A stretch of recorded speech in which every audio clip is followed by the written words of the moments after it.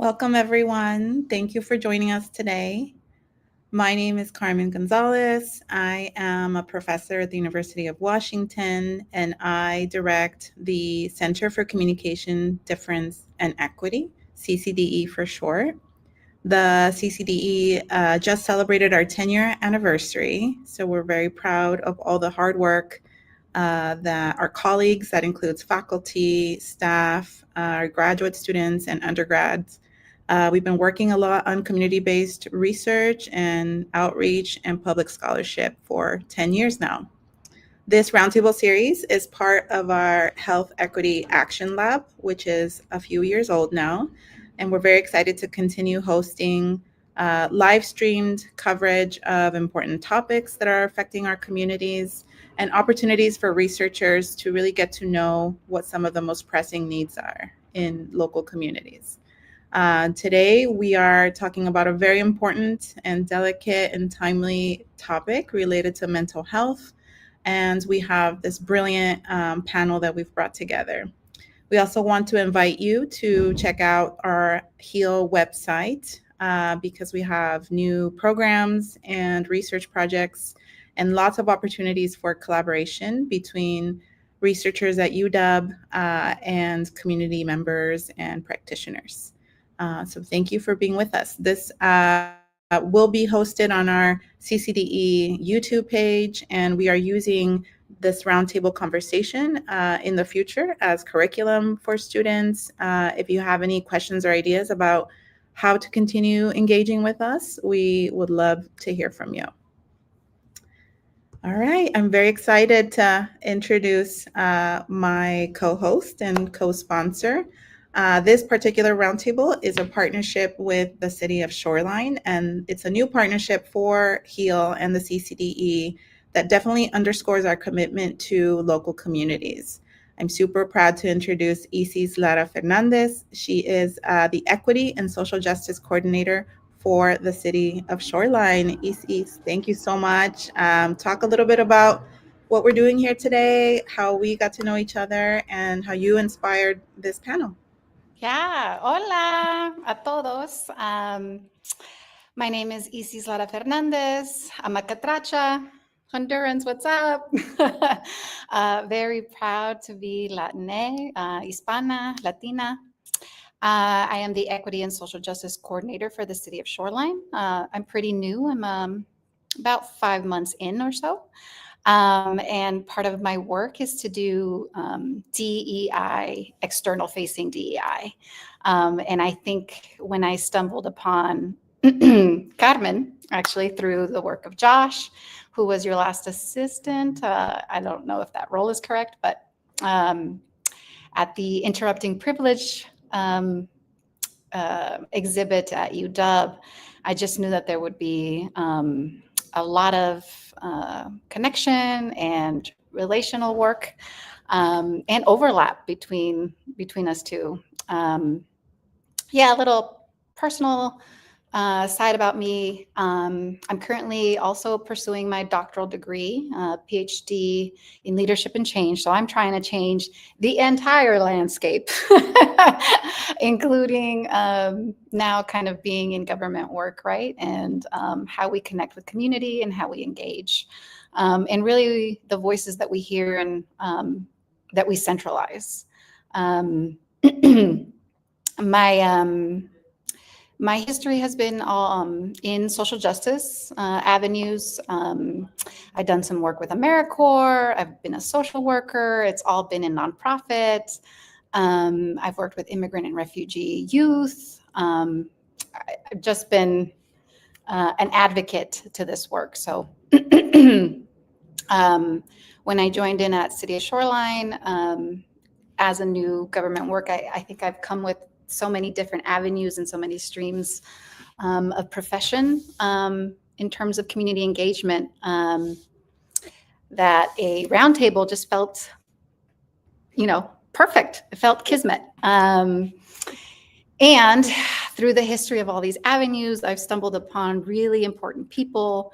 And when you and I got together to talk about what's on the mind, what's on our mind as Latinas, Yeah. I really definitely wanted to bring in other Latina voices. And one of our guests today, if it's okay to introduce her now, we have Gloria joining us. Hola, Gloria. She is a psychologist from Colombia. So we got another Latina in the house. She has worked in different areas as a school counselor, social worker as well, right? In residential treatment centers in New York and United Kingdom. What up? Leveling the field. And her and I met through PEPS, which was work through my last employer, working with families, mostly families of color. And of course, me and Gloria have that mutual connection of being both Latina and working with a lot of Spanish-speaking community members. She is currently the bilingual program manager for parents of adolescents and teens. Oh, sorry. You are the outreach manager. That's correct, right? Yes. Yes. Okay. Gloria, feel free to say hello. Muchas gracias.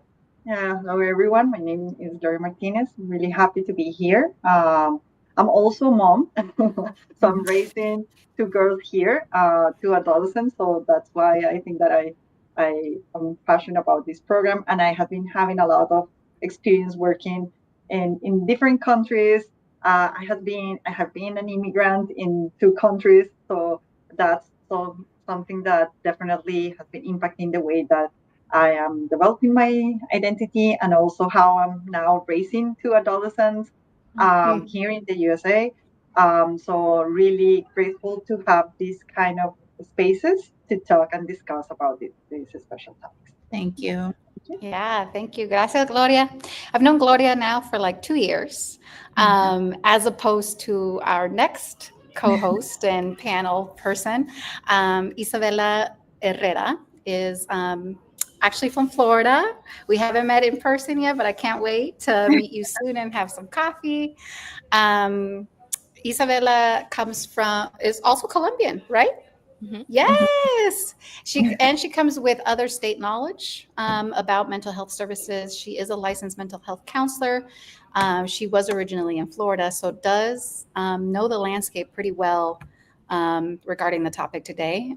She works at the UW Edward Thomas House Medical Center, right? Respite Center. Yes. Isabella, say hello. Hi, I'm also excited to be here today. As she mentioned, I kind of was in Florida most of my life, so I'm very familiar with a lot of like community programs in Florida. I've been in Seattle only a year, but I'm excited about just like getting to know more about different programs and different things that can help our community here. Yes. Thank Yeah, you. and really, to the mujeres today in the panel, my vision for this live stream was to have the voices, to uplift the voices of women in positions that provide community care. Yeah. And how do we provide community care? What is going on with our community right now at this time of heightened politicized crisis? Yeah. And yes, and Carmen, I know that you have questions for us. Yeah, thank you. And I will also add that it was very important for Isis and I to think about sorry. I'm trying to think in two languages. Yes. if we speak Spanglish today, don't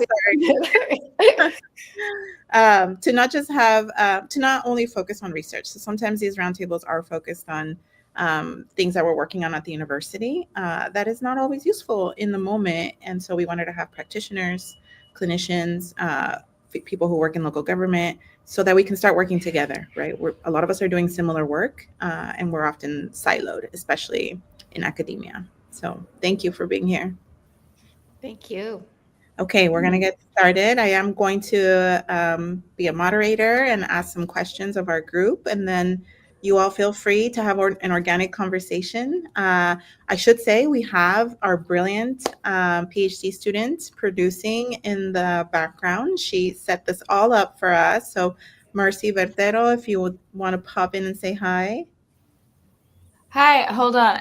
There's only 4 windows. I'm removing Carmen, and so I'm stage. Hi, everybody. I will be backstage, moderating questions, and so as I just put, send your questions in the chat, and I hope this is a productive conversation for everybody watching.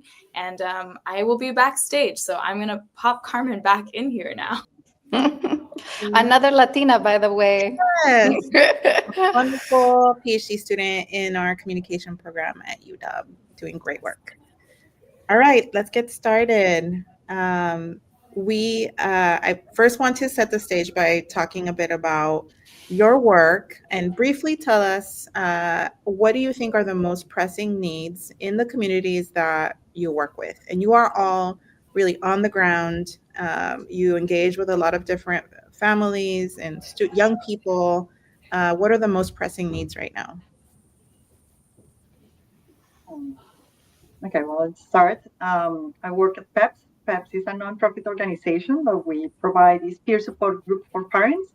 So it's from expecting parents, parents of newborns, babies. We have working moms, single parent groups, LGBTQA plus parents, and the group for parents of adolescents and teens. Something that we are seeing right now is uh, the decline in participation in in-person events, especially for the Latino community because they are a little bit scared of the ICE, and that really affect the access to health services. I think that in we are partnering with a lot of other organizations, and they are seeing the same situation. So just having the access to health services is declining. So that really affects the whole situation for families. Even for education, there are children that they are not going to school because they are afraid that they are being taken, or the kids or the parents, during the entrance drop-in or pickup time. And we are really feeling the high levels of stress and anxiety in all the family members. With the teens, for example, is also feeling that they have a big responsibility. Parents have to talk with their teens. I said, if I'm not returning, you are responsible for your siblings. So that is really a heavy weight for a Yeah. teen. And sometimes they have to stop. I'm hearing situations where they were part of college students and now they have to stop going to school or stop their studies because they now have to start working because one of the parents were deported or both, and they have to be in charge of the family. So that is affecting. And from the other side, it's not only for immigrants. So if you wanted to be clear, it's also for legal families. I'm hearing for colleagues that they have been here in the country legally, they have their green card, or even the citizenship, and they are a little bit worried that working in the nonprofit area and supporting communities will affect the legal status for them. So that is also a huge thing. Okay, I'll share. Gloria, are you all done? Yes. Yes. Okay. I'll share a little bit about where I work at and what we do. So our program is through the UW Medicine. It's called the Edward Thomas House. And we essentially provide shelter and medical care to people that are experiencing homelessness and have some kind of acute medical concern. So some of our patients maybe have a cancer diagnosis and need to receive chemo. Some have like a renal failure diagnosis and need to get dialysis. We have a lot of like patients that are experiencing like significant wounds that need like daily nursing care for the wounds. So it kind of ranges in terms of medical care, but everyone is experiencing homelessness. And then there's a lot, because of that, there's a lot of substance use disorders as well, psychiatric disorders as well. And we accept everyone regardless of like legal status, insurance. Those like factors don't really matter. We really, the requirement is like currently experiencing homelessness and having the acute medical need. And then with everything that's kind of going on right now, we've seen, I'm the only Spanish speaking staff member here. So I always get all my Latinos come to me. So I hear often the concerns right now of like, oh, I have a friend that was deported, or I have a friend that was detained, or my 3 friends were detained, or And so it's just that the fear kind of growing of even just going out in the community and running errands, making it to a doctor's appointment. And for a lot of our people, like engaging in their medical care is essential. It's not just a primary care appointment. It's like a life-sustaining kind of treatment. Mm. Isabella, you were the one that was telling me about domestic violence victims or survivors not fearing for their lives too and getting care, right? Yeah. So I've worked in the past a lot with victims of domestic violence, and in general, they don't really feel comfortable calling law enforcement. Just in general, even beyond what is currently happening, right?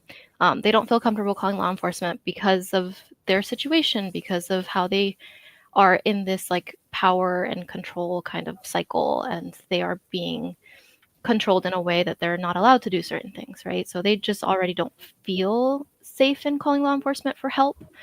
And then with our Spanish-speaking population, I think it may be even more significant. And now with all these concerns of, if I call law enforcement, what's going to happen? Am I going to be separated from my kids? What's going to happen to my kids? Like, am I going to be deported? Is my partner going to be deported? And then we won't have an income. And how am I going to feed my kids? So there's just an extra kind of layer and fear that is going to keep people that are like vulnerable and like in danger, like from calling for help.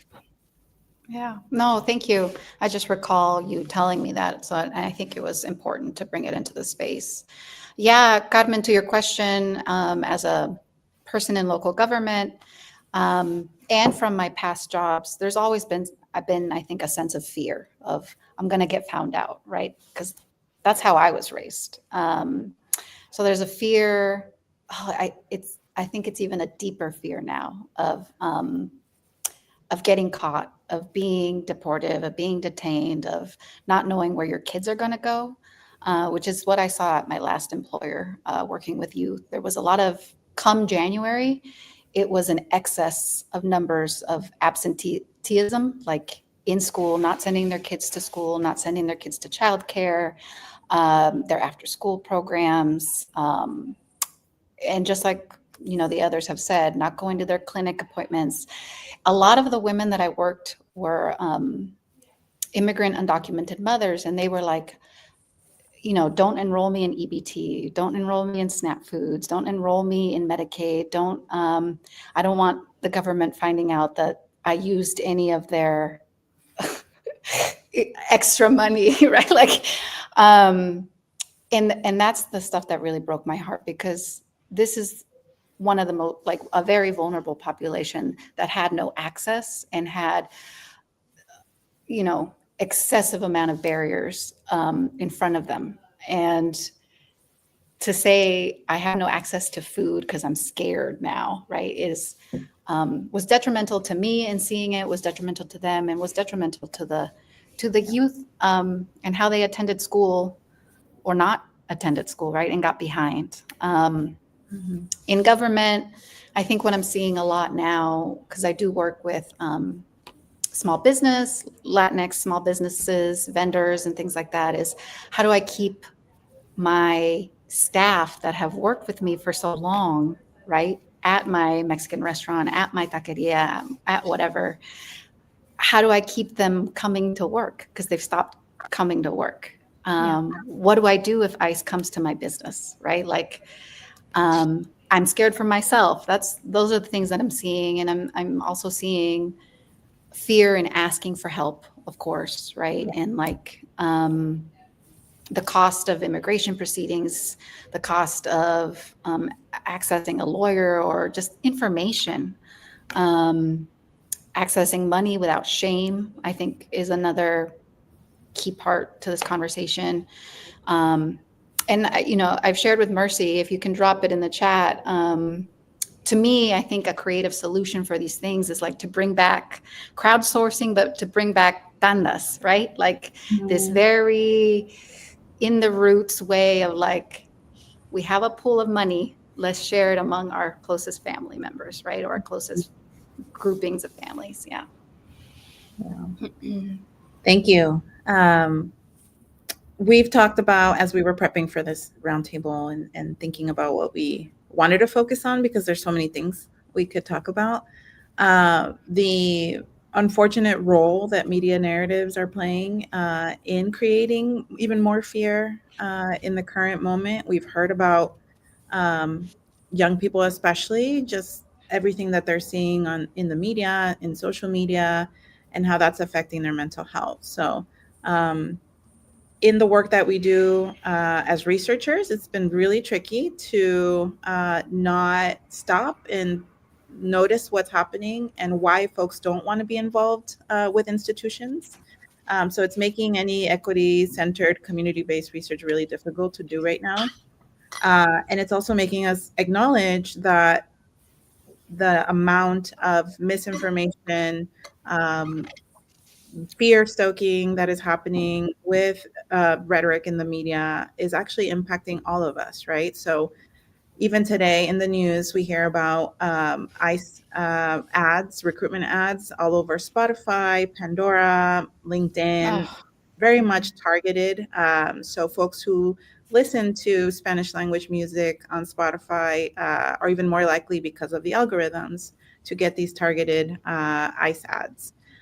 We also saw it during, baseball games where there these really dystopian recruitment ads targeting police officers in their local communities and asking them to join ICE with language like standing down, now. But I will say what personally was most jarring for me was this summer. My parents listened to Spanish language radio all day. We're just that family that has it on in the background. And I was hearing the ads in Spanish telling people to leave now. Like, if you leave now, you'll be fine. If not, we'll hunt you down, pretty much, in Spanish. And they were happening so frequently that I noticed my parents were no longer reacting to it. So myself and my husband were just like, turn this off. Like, this is unacceptable. And then when I started chatting with my parents, they were like, this is everywhere. It's in Telemundo, it's on Univision. There's a multi-million-dollar campaign that the Department of Homeland Security is investing it to blast these ICE messages everywhere. And so it's hard to get away from coverage of ICE activity, ads that are being paid for with public money. What is that doing to us right now? And how can we, I know it's manifesting in your work. We want to also talk about strategies to be in this moment and still thrive and still support each other. Yeah. To your question around how it's manifesting in your work, I have such a personal connection to what's going on right now because, so I'm from Honduras. I came at the age of 6 or 7 and navigated the US mostly undocumented. And, I faced one deportation during college. I was like 19 and they called me over. And then I faced probably one of the most saddest, most shameful moments to me. I was coming back from Honduras, having visited family, and this is post 9/11. So there's an influx. There's an excessive notion of like, keep foreigners out, right?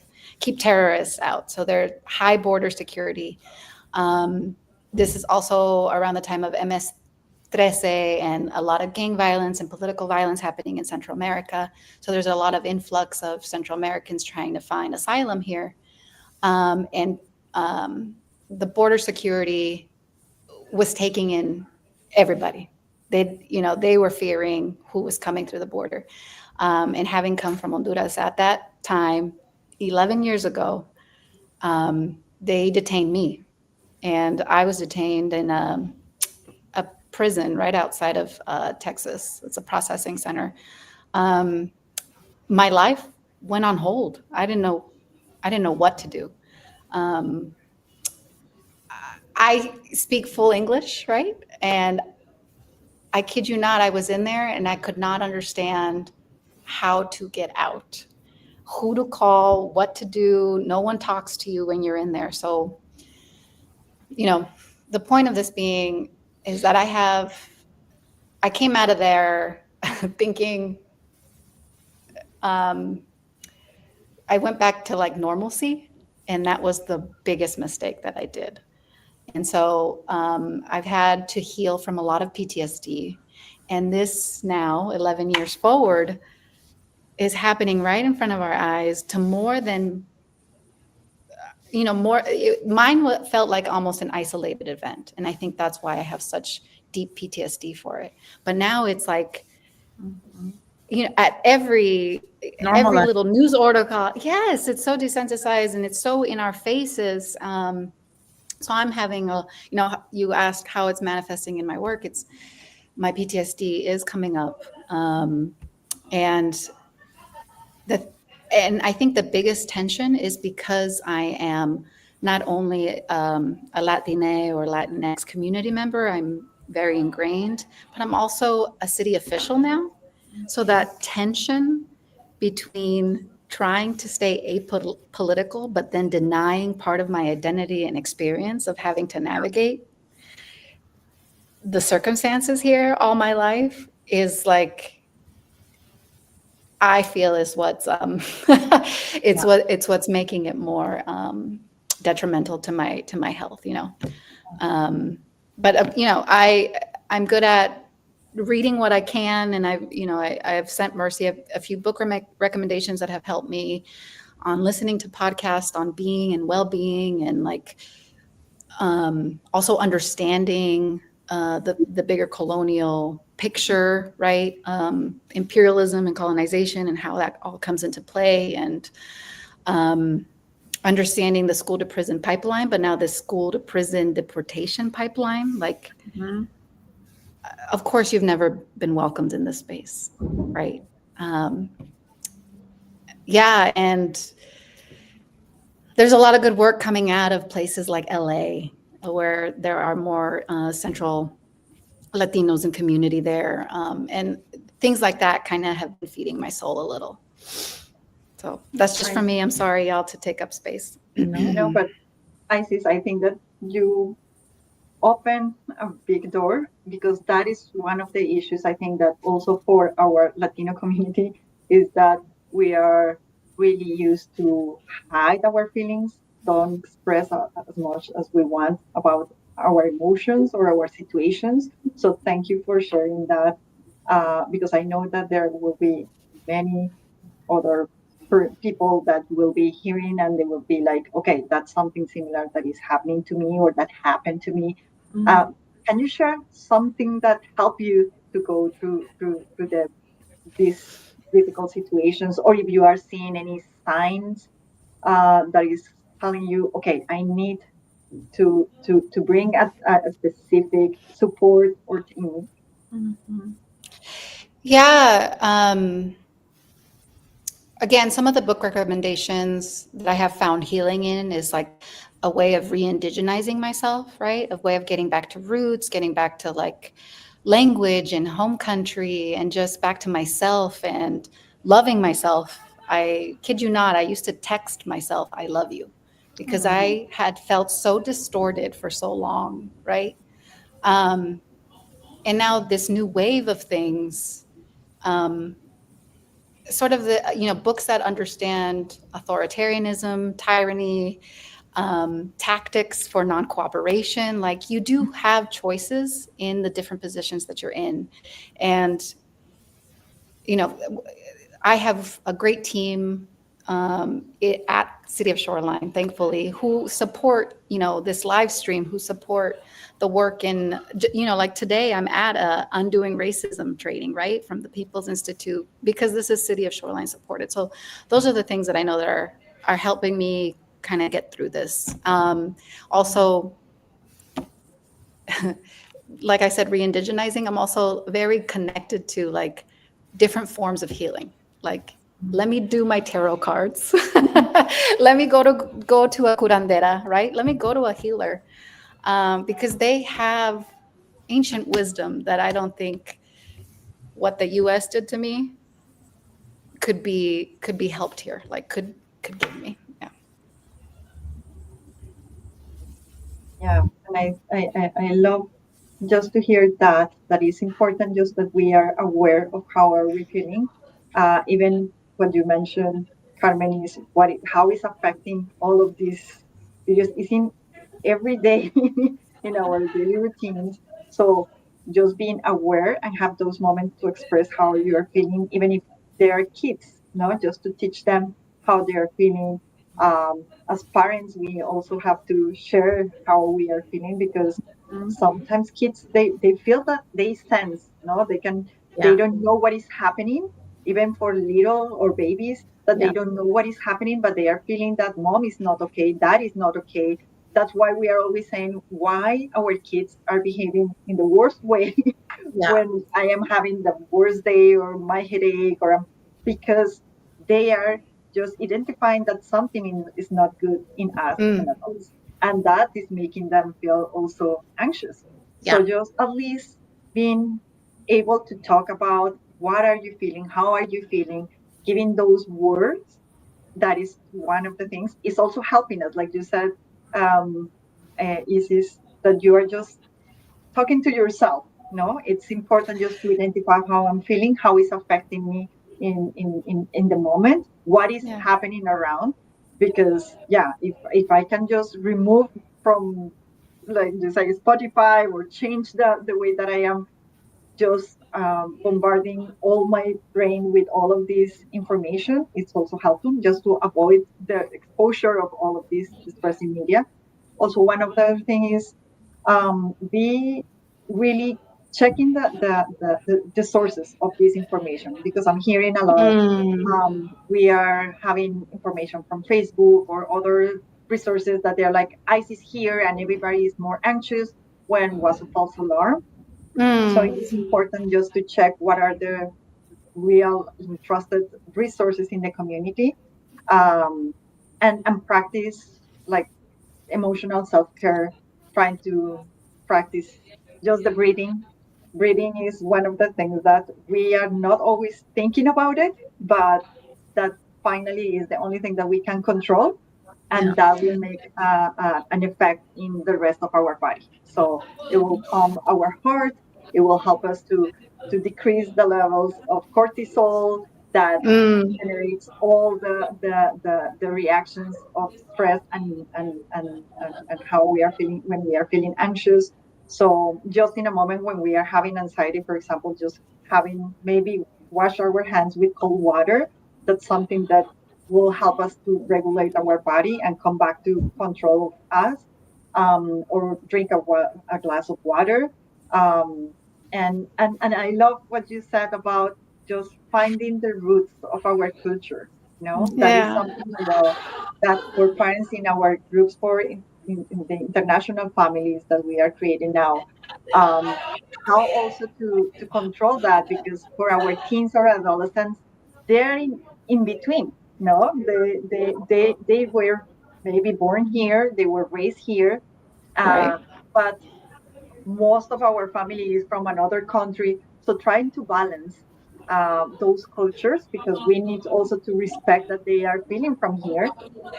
Maybe they are even not speaking our own language, they are speaking in English all the time. So that is their mother tongue, and that we have to respect that. But just trying to show them the importance of our roots, why we believe in specific things, why we have some traditions that make them feel part of our culture, and how they can identify in this new culture as well. Yeah. Yeah. Thank you. I think those are great tips. And by the way, there's so much more we can say on Yeah. self-care, on misinformation. And so we've talked about envisioning this as a series, so that's not a one-off conversation, because we want to know, in a few months, what does it look like now? What do our communities need? And so I really appreciate you hinting at things that we definitely need to pick up again. Isabella, is there anything you want to share about how things are manifesting in your work right now? Yeah, I would say so. Like in general, I would say a lot of people have more fear and just anxiety of engaging. I think already, our community already has a language barrier, which causes some general anxiety, fear, not understanding what their medical providers are explaining to them always. Even with a translator, it's not the same. And so now, like, this added fear of, like, if I go to the hospital, is there going to be people waiting for me?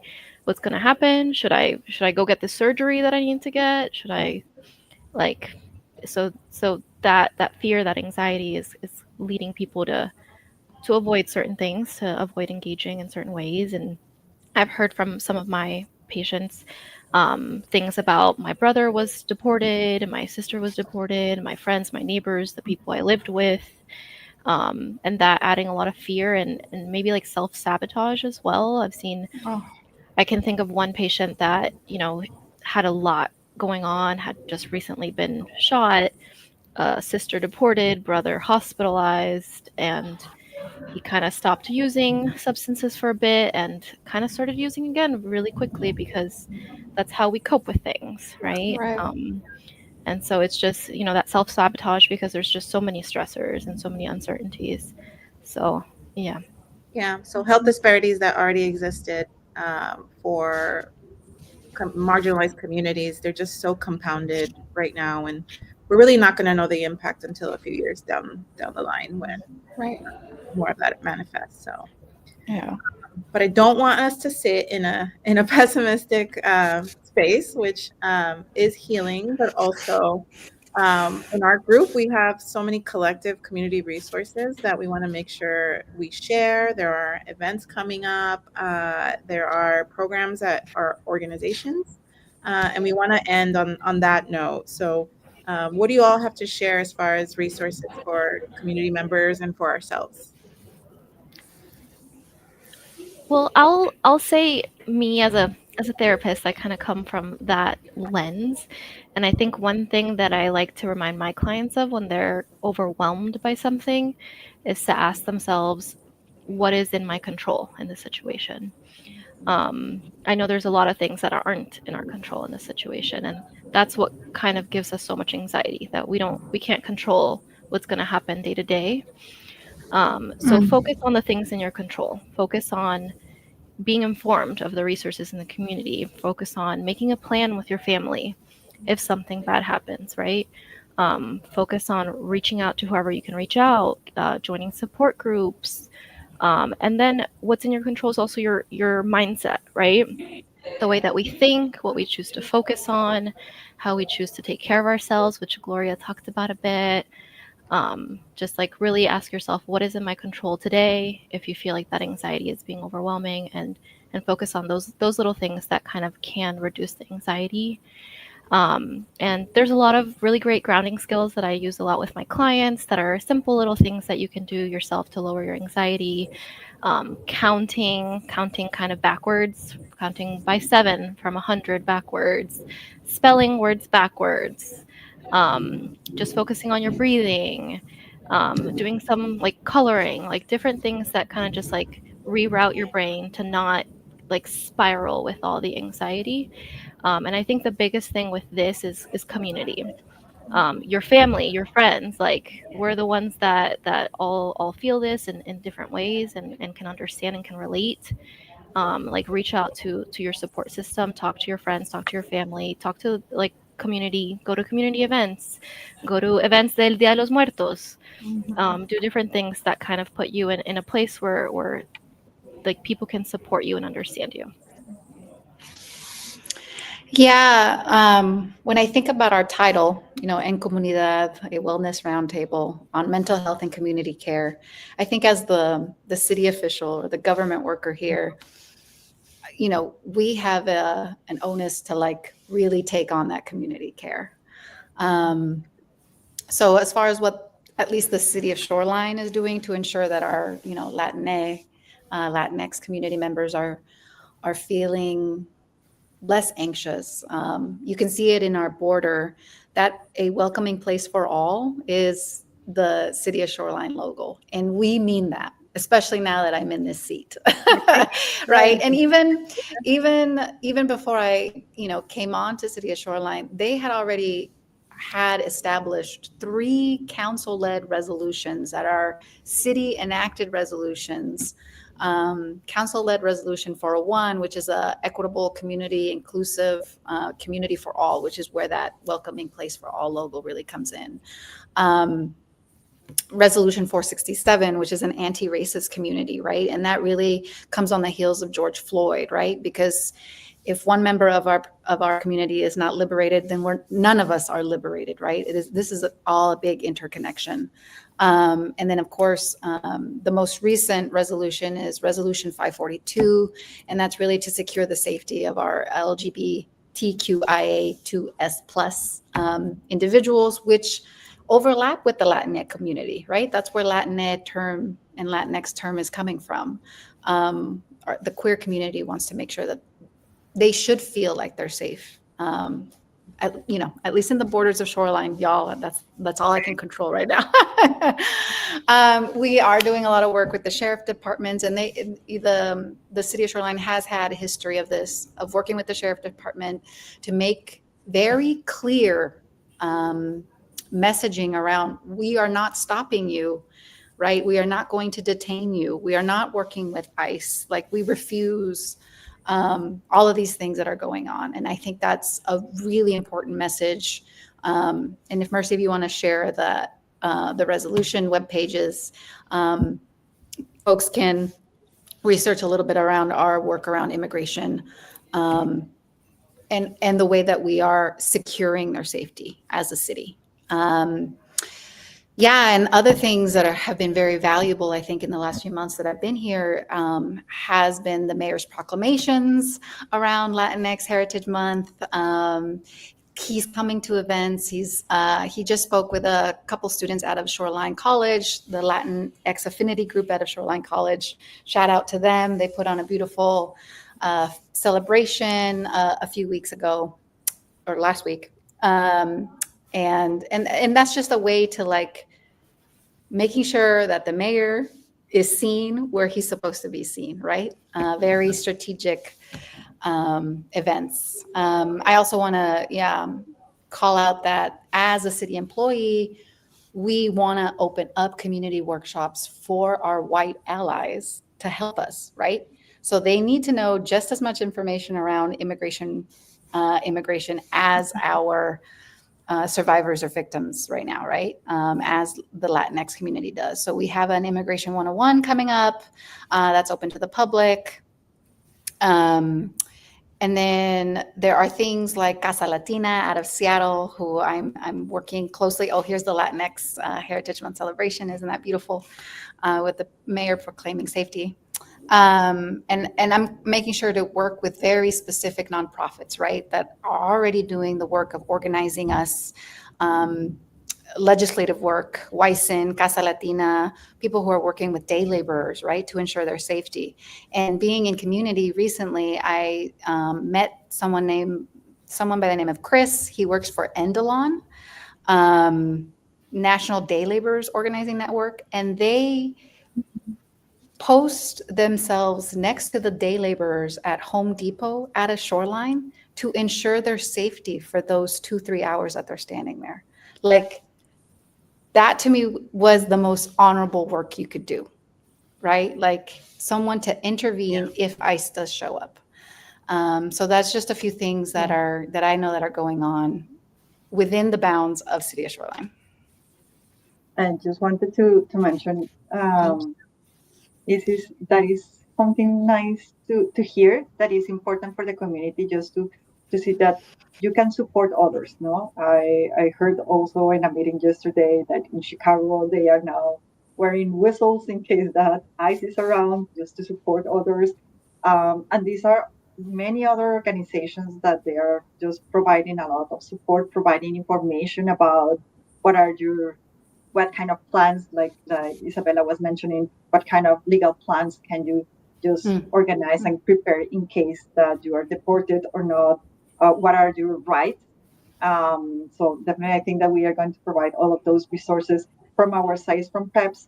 We are always one of our values is the equity. So even in our regular groups for newborns and little kids, we are always adding information about like what is the social identity, because this is something that we can start working with our kids and managing since they are babies, so we can eliminate all the bias for the, and we have all the peer supports. We are partnering with a lot of other organizations like Open Arms that they are offering the PEPS groups for newborn parents in Spanish. For the group of parents of adolescents and teens, we are offering with a lot of organizations like Sistema Escolar virtually. We have also groups in person through other organizations in Spanish. We are creating now the pilot groups for international families where parents that were not born here and they were raised in a different culture, and now they are raising kids here because we wanted to help them to navigate the US educational system. And like I mentioned, how we can support our kids, how can we empower them to advocate for themselves, but when is the time, how we can connect with schools. But at the same time, it's also very difficult for us to manage that balance of cultures that I was mentioning, because we didn't have that. We were raised with one culture, but our kids are raised and growing in another country with another culture, many other cultures, because they are exposed to many other things. So we have to just check our bias as well and be open and support our kids. So that's something that we are providing in our now this new curriculum, and this is all in base of the needs in the that we are hitting in our regular groups. And like I mentioned, we something that is really helpful is that I'm seeing all these connections between different organizations that we want to support families, that we are like, hey, how can we just join forces to support the needs of the community. Yeah. I love that focus on biculturalism. I feel like if I was exposed to that sooner, it would have made, like even the college years a little easier. And it is an identity crisis when you're a professional in a space where not many people look like you. And then you're now raising kids who are even more bicultural in a new way. So thank you for acknowledging that. All right, ladies, what brings us hope in this current moment, and anything else we want to share out as we close? I would say in general, what brings me hope is seeing some of our patients just have like little wins, just seeing like how they get connected to different programs and different organizations and have little wins. I have a patient that I can think of that I recall being in his bed telling me, call my wife in Honduras and tell her I'm dying. And now he visits me all dressed up, hair cut, and says, I'm going to Casa Latina today. I have a job. I'm working. Yeah. So seeing those little wins of like seeing them get better and like get through those things, like just I think that keeps me going. And not everyone has those wins, but those little wins like really keep me going. And just knowing that I think in general our community, like Latinos tienen tanta like so much warmth. We just like always stick together. Like we're always just like so kind to one another. It's different, even if you're not family, like you're family. Yes. And you just help each other. And I think that gives me hope too, that we're gonna help each other.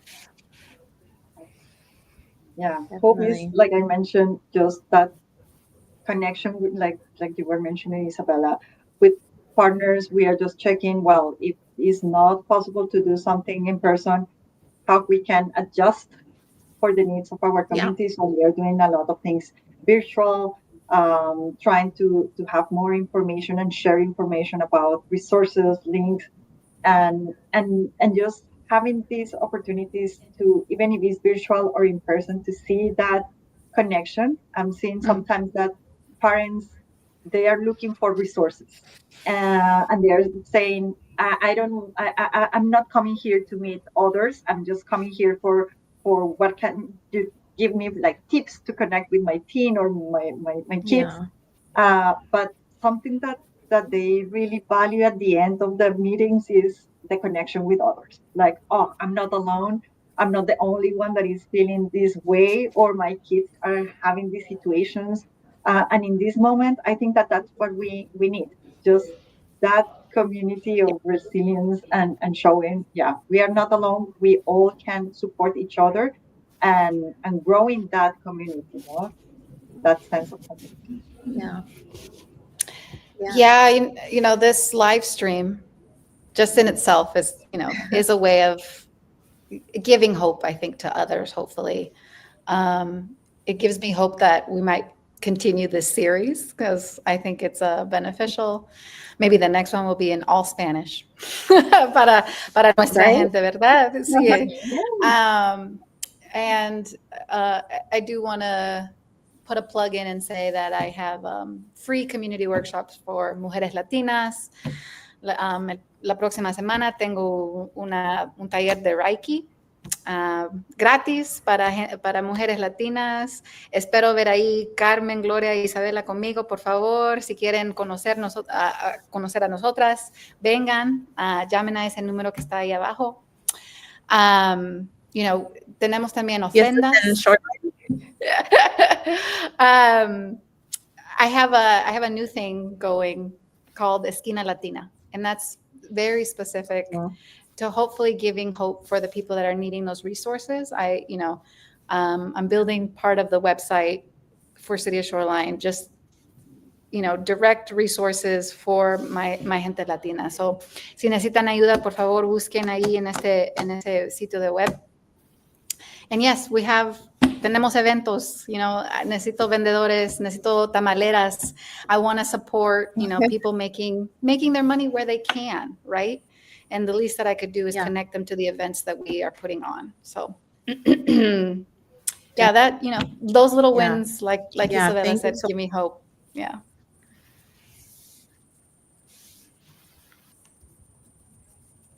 Definitely. And this is great timing because I feel like my Wi-Fi is acting up now. So I might be freezing up, but thank you so much. There's so much more we could talk about.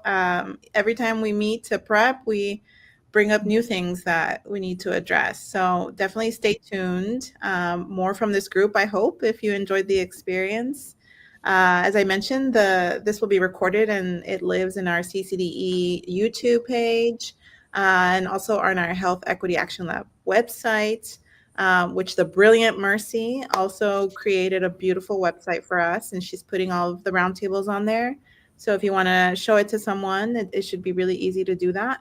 And we would love to hear from you about other needs, topics that we can cover.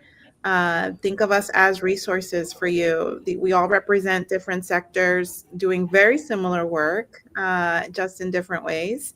And I will make a plug that the University of Washington, we're doing what we can too, right? We're also as academics under attack in a different way, have a like financial struggles with the current environment, and are still doubling down and doing equity work, and we'll continue to do so as we're allowed to. So thank you so much for being here with us. Thank you to Mercy for putting us all together. Gracias.